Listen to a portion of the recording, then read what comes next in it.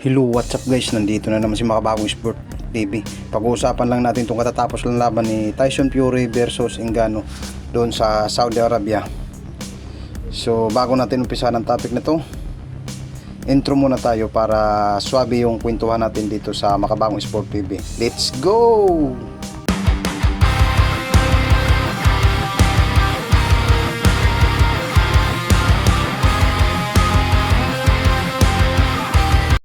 So ayun nga, katatapos lang na laban nila ni Tyson Fury versus Ngannou na ginanap sa Saudi Arabia sa heavyweight division.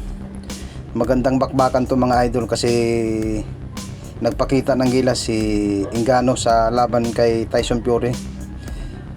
Pag nagsisimula pa lang ang laban, maganda naman ang pinakita ni Ngannou. Kaya medyo hindi pa maka-adjust si Tyson Fury dahil malaking kalaban din ito. Labanan to sa heavyweight division. Kaya sa unang salpukan pa lang nila, kitang kita mo talaga yung gigil ni Ngannou sa mukha ni Tyson Fury. Kaya pagdating kaagad sa unang round, nagpakitang gilas to si Ngannou kay Tyson Fury.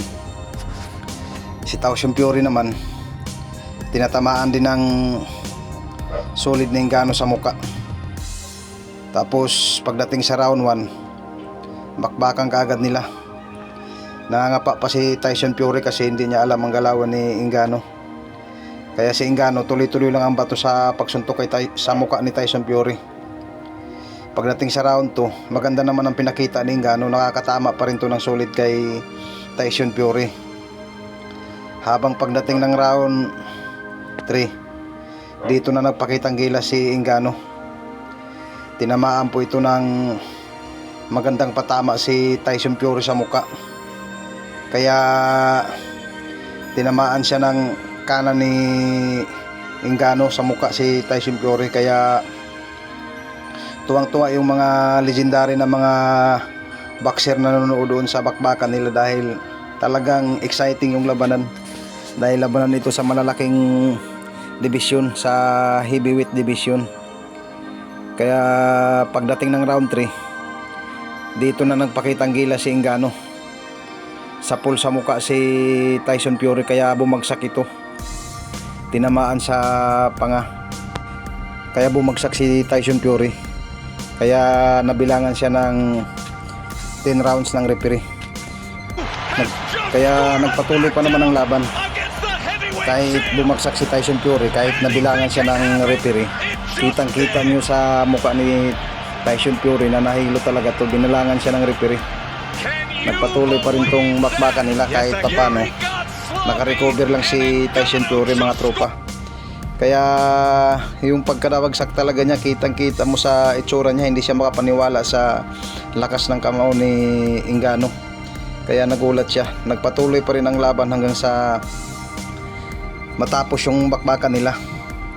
Tuwang-tuwa yung manonood, pati mga legendary napatayo. Nagulat sila sa lakas ni Ngannou. Hindi nila kalain na si Tyson Fury ang babagsak sa laban dahil si Ngannou isang MMA fighter to, hindi sa boxing.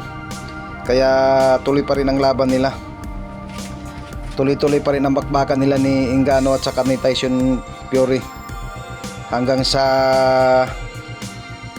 pagkatapos ng laban nila. Nanalo pa rin si Tyson Fury sa pamamagitan ng split decision. Muntik na madali to si Tyson Fury mga tropa dahil talagang halatang pumabor sa kanya yung mga hurado dahil split decision . Ibig sabihin ng split decision mga tropa, medyo nakakaangat ng mga binabatong suntok si Tyson Fury. Kaya tuwang-tuwa sila ni Alexander Usyk sa laban na ito dahil nanonood din yung lahat ng mga legendary natin. Sa kabilang banda naman mga idol, tinanong ito si Manny Pacquiao pagkatapos ng laban nila Tyson Fury at saka Ngannou kung anong plano to sa laban niya. Ang sabi niya, may niluluto palang laban na maglalaban sila ni Amir Khan sa Saudi Arabia din at saka si Mayweather sa Japan. Kaya niluluto din yung laban nila ngayon na gaganapin sa December o kundi kaya sa sunod na taon. So hanggang dito na lang yung topic natin ito. huwag kalimutan mag-subscribe sa YouTube channel natin ng Makabagong Sport TV para lagi kayong updated sa mga balita na boxing na katulad nito. So hanggang sa muli, hanggang dito na lang po. Maraming salamat. Bye bye, hasta la vista, bebe.